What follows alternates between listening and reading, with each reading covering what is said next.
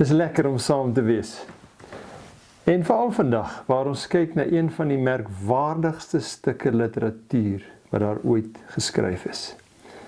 'n Psalm, na aanleiding van 'n baie interessante gebeurtenis. En in hierdie Psalm skuif iemand van geen besef van sy skuld tot die diepste denkbare besef van sy skuld.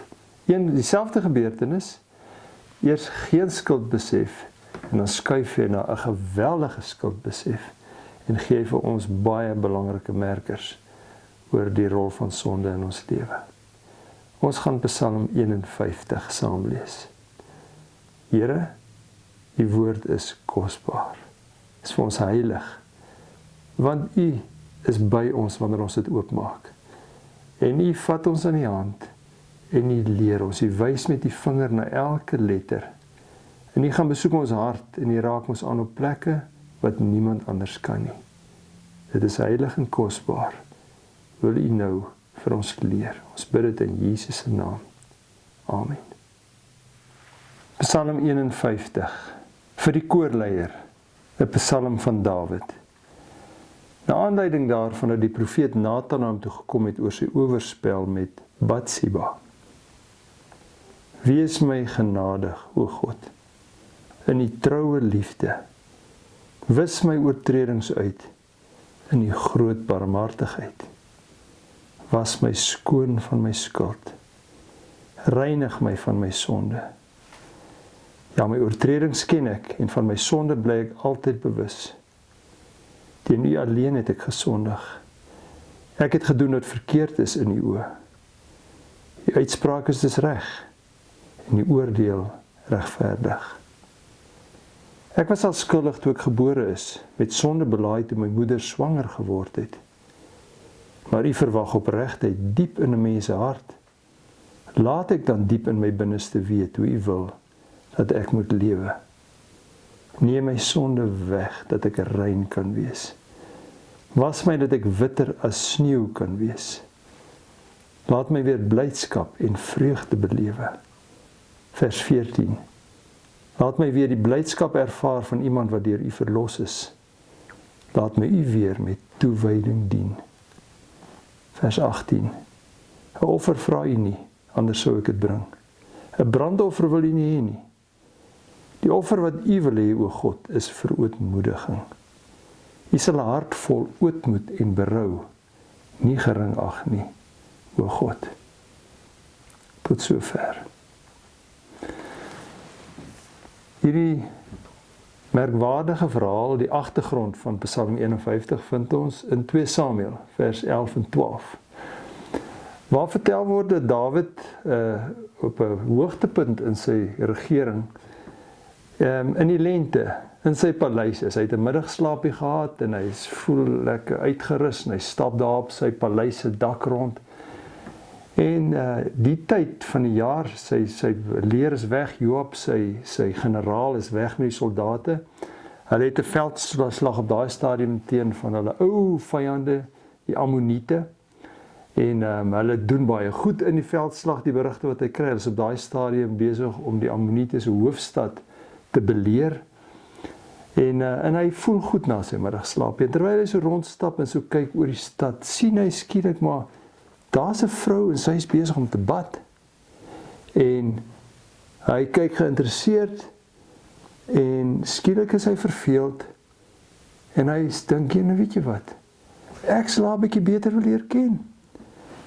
En hy doen dadelik navraag, die vrou daaronder, wat daar bly in daai huis, wie is sy? Hulle sê vir haar, wel, dit is, haar naam is Batsheba, haar man is Uria en hy is 'n Jetiet. Nou dit is veelzeggend. Die Jetiete was nie jou gewone Jode gewees nie, dis 'n hoërklas Jood.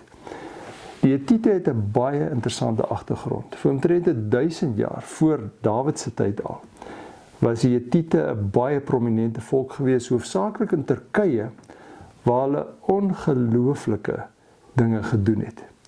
Hulle het op 'n stadium was hulle die sterkste land in die wêreld, het hulle groot dele van die wêreld beheer En by militêr was hulle ongelooflik hulle tyd vooruit. Een van die dinge wat hulle uitgesonder het, is dat hulle strydwaans gehad het, wat hulle agter perde gesit het. Hulle is die eerste mense wat dit gedoen het.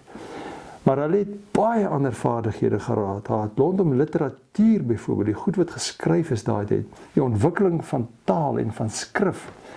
Hulle was mense gewees wat 'n vreeslike goeie regstelsel gehad het, bekend daarvoor gewees, hoë integriteit gehad. Hulle het sekere kunste bemeester wat ons, en hier kan ons sien, 'n beker van daai tyd, het hulle metaalwerk op 'n vlak gedoen wat net nie in daai tyd gedoen is nie. Ek meen dit is 2000 jaar voor Christus het hulle sulke goed gemaak. So iemand wat van die Hetitiese agtergrond na die Joodse agtergrond oorgekom het, was 'n baie merkwaardige, intelligente, uitstaande mens. Nie net met vaardighede nie, maar ook met karakter. So sy het Batsheba die room afgeskep toe sy met hierdie man, en hy hoor sy naam Uria, met hom getroud is. Maar daar word vir hom gesê, Batsheba is nou alleen by die huis, want Uria is een van die soldate wat saam met Joab teen die Ammoniete veg. En Dawid sê wel, dis reg, dat ek 'n bietjie met haar kuier. Ek meen, ek moet 'n bietjie gesels met my onderdane.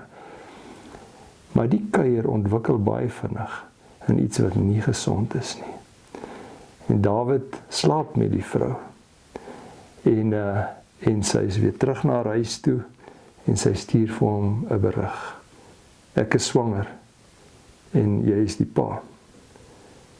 En Dawid skrik aanvanklik, dit was nie deel van sy plan gewees nie, en hy besef, nou moet ek 'n plan maak, maar hy is 'n slim koning, en hy kan goeie planne maak, en hy hoef nie nou oor die leer bekommerd te wees nie. Joab is daar oor die dinkwerk moet doen, en hy besluit, weet jy wat gaan ek doen, een nag toe hy so 'n bietjie lank wakker lê.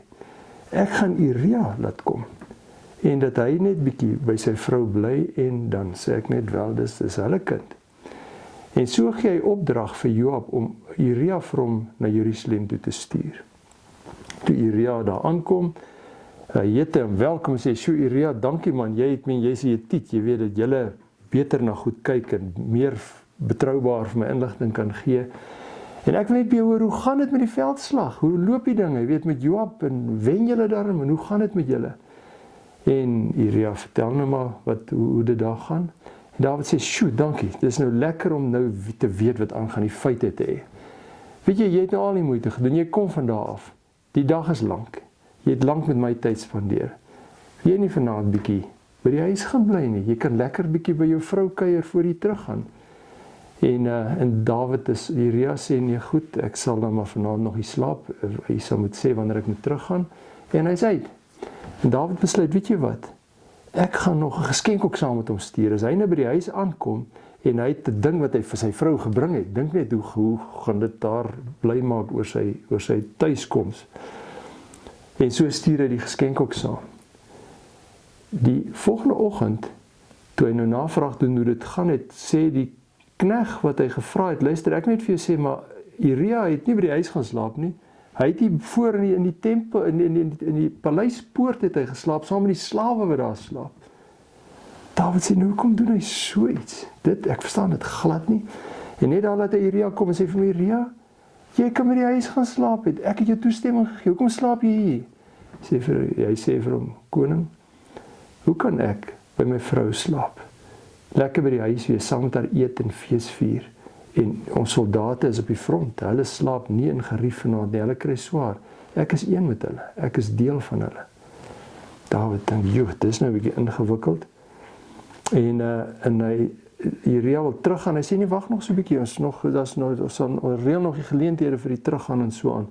Weet jy Uria, skielik 'n ander plan. Kom kuier vanaand 'n bietjie by my. Ek wil regtig 'n bietjie by jou leer. Jy's 'n uitstaande mens. En daai aand onthaal Dawid hom soos jy nog nooit gesien het nie. Hy eet wat sy hart begeer. En Dawid sê vir hom, en hier's wynsoorte om van te kies. En Uria het seker nie iets gebruik nie, maar Dawid maak toe seker dat hy iets drink. Dawid hou aan vir hom sê, wel, hierdie is wat vir my lekker is, proe bietjie. En hy's die koning, en hoe hy ook al gemaak het. Die Bybel sê, Dawid het hom dronk gemaak daaraan, sodat hy dis nie nugter dink soos hy nou gedoen het, en dan wel huis toe gaan nie. Maar in sy dronkenskap nie, wat sy toestand ook al was, maar hy het heel wat drank ingehaat, hoor Dawid, hy het weer nie by die huis gaan slaap nie. Selfs toe hy dronk was sy integriteit nog onaantastbaar. Hy het nog dieselfde gevoel oor die mense op die front. En toe besef Dawid, maar ek sal 'n bietjie 'n drastischer plan moet maak. Hierdie gaan nie werk nie. En toe besluit hy 'n geweldige stap. Hierdie man moet dood. Hy is 'n probleem vir my. Ek sal van hom moet ontslaa raak. En hy kry 'n skitterplan en hy skryf 'n brief. En in die brief stuur hy hom spesifiek gerig aan Joab, die generaal van my leer, privaat. Joab, ek het die volgende opdrag vir jou. Hierdie man wat die brief vir jou gee, Uria. Ek wil hê in die volgende veldslag moet jy sorg dat hy op die voorpunt is van ouens wat beslis sterf, daar waar hulle bots met mekaar en die veldslag dan begin. Ek wil hê dat jy hom op die voorpunt moet sit en seker maak dat hierdie man sterf. En met hierdie doodsvonnis oor homself gaan hy na Joab toe en hy weet nie wat staan in die brief nie, oorhandig hierdie brief aan Joab. Joab weet nie wat gaan met die huis aan nie, hy ken nie die agtergrond nie, maar hy weet die koning is die baas, as hy 'n ding sê, moet hy dit doen. En so reël hy dit met die volgende veldslag, dat Uria, en hy is een van die dapperste soldate wat daar was, op die voorpunt is, en in daai geveg werk sy plan. Uria sterf, hy word raak geskiet, en Uria is dood. Joab stuur vir hom 'n berig terug, en sê vir hom, luister, Dawid, ek net vir jou sê, die probleempie is opgelos, ons het van die probleem ontslaag geraak, want lyk my hierdie man was om een of ander rede vir jou probleem gewees. Stuur vir hom die berig terug. Dawid is verlig, want sy plan het gewerk. Hy is van die man ontslae en hy laat weet vir Batsheba, ons het baie slegte nuus ontvang, is 'n verskriklike skok, ek verstaan dit glad nie. Joab is so 'n goeie generaal, hy beskerm mense. Die oorlog is al lank aan die gang, weet nie hoe daar nog sulke veldslae plaasvind nie, maar Uria is dood. Batsheba is buite haarself van rou. Sy was lief vir daai man gewees en sy het gerou. En toe na die routydperk het Dawid vir haar gesê, weet jy, dis so sleg dat dit gebeur het, maar die lewe gaan aan. Kom paleis toe en in die paleis het hy vir haar gesê, weet jy, ek sal my oor jou ontferm. Ek meen, daai man kon dit nou nie doen nie en dit is tragies en jy weet dit, sonder 'n man het jy nie 'n toekoms nie, ek sal my oor jou ontferm. En jy kan een van my vrouens word. En Dawid is baie tevrede, sy plan het geslaag. Die volgende oomblik klop aan die deur. Dawid maak oop. Hier staan Nathan, sy profeet. Hy sê, Nathan, my hemeltjie, is ek nou bly om jou te sien. Ek het 'n moeilike tyd. Ek gaan nie met die detail verveel nie, maar ek is deur 'n verskriklik moeilike tyd met 'n krisis wat ek gehad het. Maar jene man, daar het vir my uitkoms gekom en nou is ek weer vry en ontspanne. En kom in, ek wil lekker met jou kuier. Kom sit. Nathan sê vir hom, o koning, ek sal nie sit nie, dankie. Ek wil die goue verhaal vertel. Hy sê wel, jy's welkom. Dit gaan lekker wees om 'n bietjie 'n goeie verhaal te hoor. Nathan sê vir hom, daar was in 'n stad was daar 2 mans gewees. Die een was baie ryk en die een was baie arm gewees. En die ryk man het alles gehad wat sy hart kon begeer. Alle denkbare goed wat die lewe kon bied. En baie vee, beeste en skape, groot vee, klein vee, massas daarvan. Die arme man het niks gehad nie. Hy het wel 1 skaap lammetjie gehad, 'n ouetjie. En hy het die ouetjie gekry as 'n klein lammetjie. En hy het hierdie ouetjie op sy skoot groot gemaak. Hierdie ouetjie het nie veel gehad om te eet nie, maar van die krummels wat hy gehad het, het hy afgestaan en ook hierdie ouetjie gegee. En hierdie ouetjie het op sy skoot gesit, saam by hom geslaap. Hy was verskriklik lief vir hierdie dier gewees. Eendag kom 'n vriend van die ryk man kuier. En hy sê, en hy besluit, weet jy, hierdie vriend het ek lanklaas gesien, ons gaan braai. Dit gaan 'n lekker fees wees. Maar hy is nie lus om van sy vee te gee nie. En hy besluit, hy sê vir sy slawe, luister, hier langs my is, hier onder ons, is daar 'n ander man. Hy het 'n skaap, gaan haal hy skaap vir my. Hulle kom met die man aan, hy probeer nog onderhandel, totaal gewetenloos, roof hulle die dier van hom, en hulle vat hom, en hulle slag die dier, en hulle hou hulle braaivleis. Maar teen daai tyd is Dawid so opgewerk, en Dawid sê, maar dis absoluut onaanvaarbaar. Daai man verdien die dood. En dan sê Nathan vir hom, jy is die man. Jy het nou net die doodsvonnis oor jouself uitgespreek. Jy het alles wat jou hart begeer. Jy het toegang tot soveel vrouens as wat daar is. Hierdie man het net een vrou. Hy's 'n goeie man, 'n beter man as jy. En hy's baie lief vir sy vrou en sy vir hom. En jy kom, jy gaan vat hierdie een vrou en jy vat haar vir jou. En jy maak die man dood. En op daai oomblik gebeur daar iets in Dawid. Jy is die man, toe hy besef, maar dis wat ek gedoen het. Ek het die laagste gedoen wat daar was. Ek het iets verskrikliks gedoen. As koning is sy posisie nie bedreig nie, hy gaan nie hofsaak en allerlei goed wees nie. Niemand kan hom iets aandoen nie. So hy hoef vir niemand skaam te wees nie. Maar voor God tref 'n skaamte en 'n jammertom wat jy in woorde nie kan omsit nie. En waarvan hierdie Psalm vir ons vertel. En in sy verskriklike skuldgevoelens begin hy te dink oor homself en oor sy lewe en oor sonde in sy lewe. En besef hy dat die sonde wat ek doen is nie my probleem nie.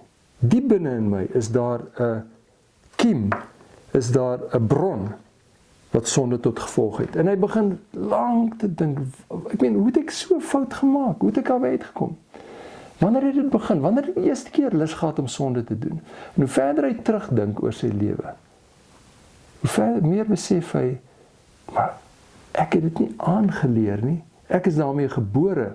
Hy sê in vers 7, ek was al skuldig toe ek gebore is, met sonde belaai toe my moeder swanger geword het. Sonde is in my wese. Sonde is wie ek is. So ek het net vir hierdie potensiële sonde kans gegee om na vore te kom. En sonde het nie brieke nie. As jy vir hom 'n kans gee, dan gebruik hy daai kans. En daarom besef hy, my sonde was nie teen Uria of teen Batsheba of die mense in my koninkryk of my getuienis nie. My sonde was teen God gewees. Met hierdie sonde het ek God se eer aangetas. En hy gooi sy hande in die lug en sê, hoe kan ek regmaak? Hoe kan ek dit wat ek aan God gedoen het, regmaak? Sien, ons dink baie keer dat die sonde wat ons doen is die probleem. En ons kry verskillende soorte sondes, klein sondetjies. Toe ek byvoorbeeld laat is, ek moes my kind by die skool oplaai, toe was ek laat gewees, dit het moeilikheid gemaak, die kind was kwaad, of ek het vergeet om brood te koop op pad huis toe. Dis nou 'n sonde, maar dis nou nie 'n groot sonde nie. Ons was so 'n bietjie ongelukkig gewees, maar ons kan aangaan. Dan kry jy groot sondes. Byvoorbeeld toe ek iemand beskuldig het, dat hy is die een wat dit gedoen het, en toe hoor ek later, oeps, dit was nie hy gewees nie. Daarmee het ek baie skade gedoen, en dit was so 'n bietjie moeilik gewees, en ek het toe vir die Here jammer gesê oor wat ek hom aangedoen het, of ek het 'n belofte gemaak teenoor my kinders of my vrou, ons gaan met vakansie gaan, ek beloof julle, ons sal gaan, en toe het ek iets misgekyk, en ek moes dit kanselleer, en dit het hulle baie seer gemaak, hulle vertroue in my benadeel is my verleentheid, en ek voel sleg daaroor. Of ek het 'n ongeluk gemaak, ek het nie gekyk nie, net gedraai, en ek ry in hierdie arme ou wat nie versekering op sy kar het nie, ry in my vas, en ek voel so sleg. Ek het net dom opgetree. Of ons kry verskriklike sondes, reusagtige sondes, byvoorbeeld toe ek my vrou se verjaarsdag vergeet het, of dalk regtig reusagtig is, toe ek van iemand geskinder het, en iemand anders hom gaan vertel wat ek gesê het, of ek het geskinder en hy het agter die deur gestaan, als gehoor wat ek gesê het, ek voel so simpel. Of toe ek onder die invloed van drank was, en toe ongeluk gemaak het, iemand dood is. Sjoe, die skuldgevoelens ry my. So vir ons is sondes die goed wat ons doen. En daarom sal mense ook sê, weet jy, wat jy moet doen met sonde, hou net op om sonde te doen. En dis hoekom ons die 10 gebooie lees, dat jy God moet eer, en ek besef, ek het sy naam eintlik gebruik, of ek het my ouers nie geëer nie, of ek het iets gesteel, dalk gevat by iemand, en ek sê, ek wou nou nie steel nie, maar eintlik is dit steel, of ek het iemand anders so goed begeer, soos die 10 gebooie vir ons leer, en ek moet net ophou om dit te doen, hou net op om sonde te doen, dan gaan God gelukkig wees. Ons stop te gou. Sien, Dawid het die belangrike volgende tree gegee, en gesê, wie is eintlik benadeel deur hierdie sonde? Nie daai mense teenoor wie ek die sonde gedoen het nie. Nie is ek wat skaam is omdat ek uitgevang is nie. God en God se eer is benadeel. En dan gaan ons baie ver terug.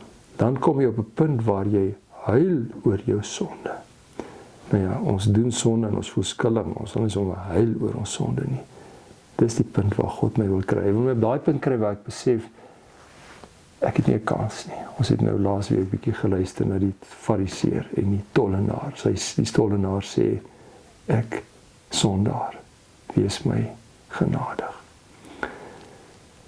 Ek het my ouers, my ma bly nog aan die Oos-Vrystaat in die Drakensberge.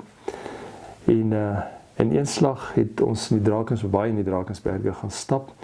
En iewers sien ek bobbejane hoog bo en hulle stamp 'n klip. En hierdie klip, ek sien die klip daar ver begin hy te spring.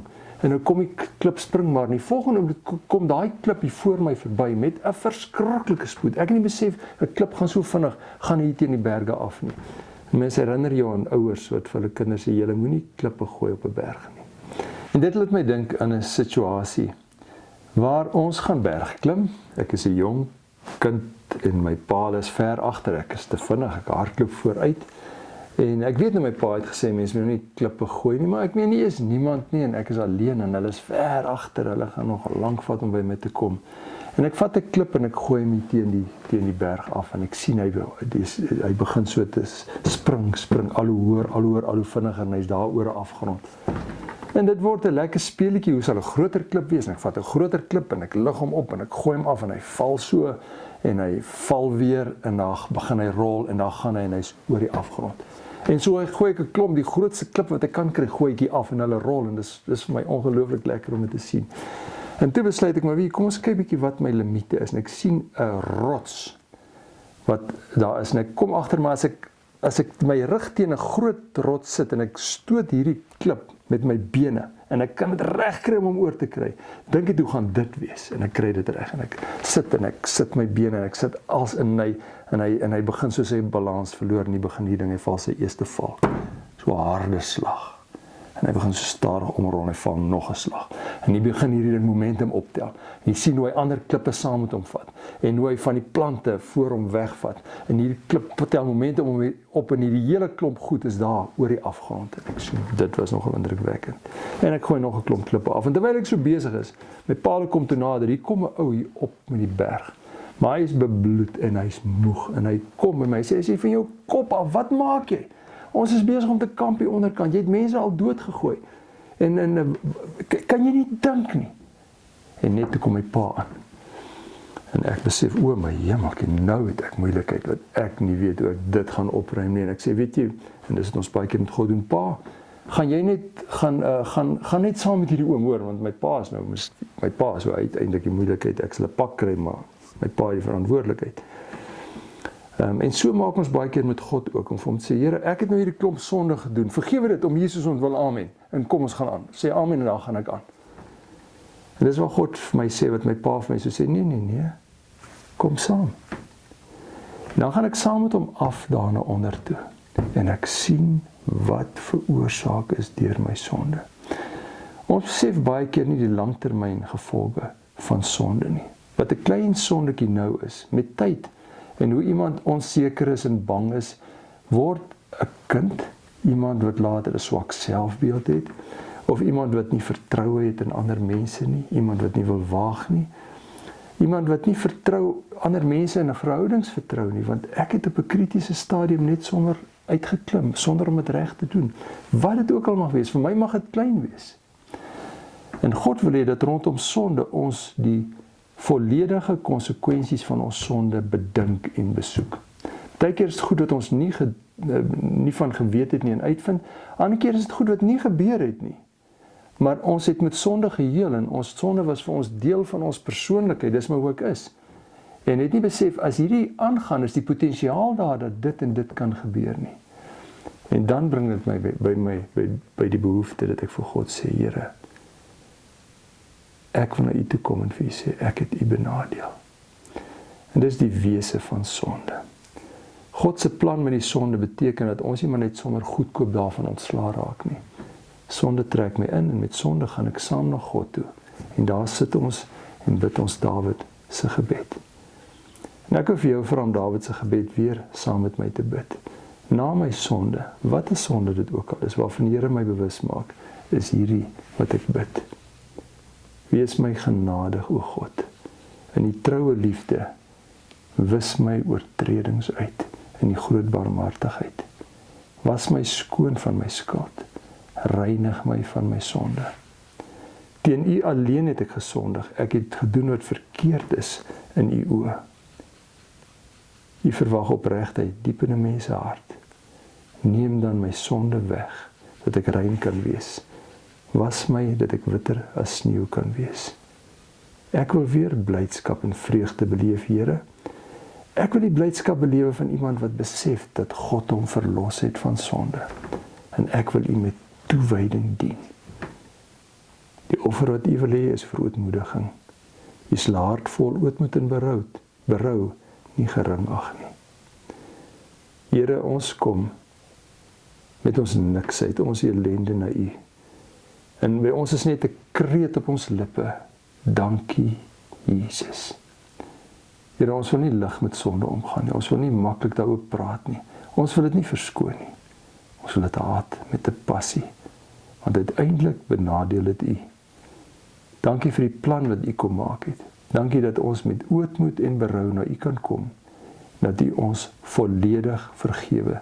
Dat U ons nuut maak, ons weer blydskap en vreugde laat beleef van iemand wat weet hy was in die moeilikheid. Die dood het voor hom gestaan, maar hy is vrygemaak. Dankie dat U ons help. Help ons om van U te bewus te wees en U te verheerlik. Dit bid ons in Jesus se naam. Amen.